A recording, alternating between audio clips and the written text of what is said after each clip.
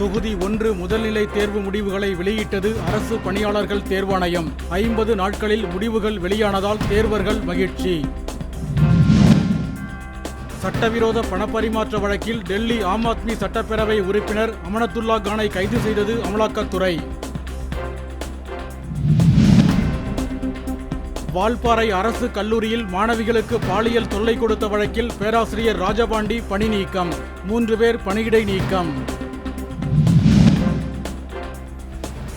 தமிழகத்தில் இன்று முதல் 7 நாட்கள் மிதமான மழை பெய்ய வாய்ப்புள்ளதாக சென்னை வானிலை ஆய்வு நடுவம் தகவல்.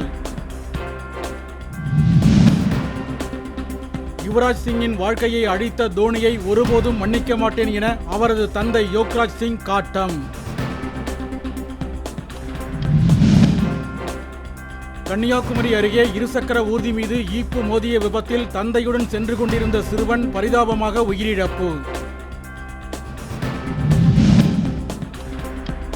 அரியலூர் மாவட்டம் நின்னியூரில் சாலை வசதி செய்து தரக்கோரி வகுப்புகளை புறக்கணித்து பள்ளி மாணவர்கள் போராட்டம்.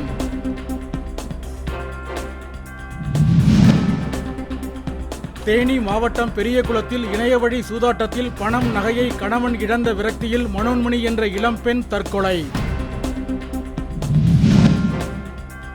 சிவகங்கை அருகே நடைபெற்ற தேசிய அளவிலான மகளிர் கபடி போட்டியில் ஹரியானா அணியை வீழ்த்தி வாகையர் பட்டம் வென்றது ஹைதராபாத் அணி. சேலம் மாவட்டம் பெரிய கிருஷ்ணாபுரம் ஏரியில் கிராவல் மண்ணெடுக்க தடை விதிக்க கோரி ஆட்சியர் அலுவலகத்தில் பசுமை தாயகம் அமைப்பினர் மனு.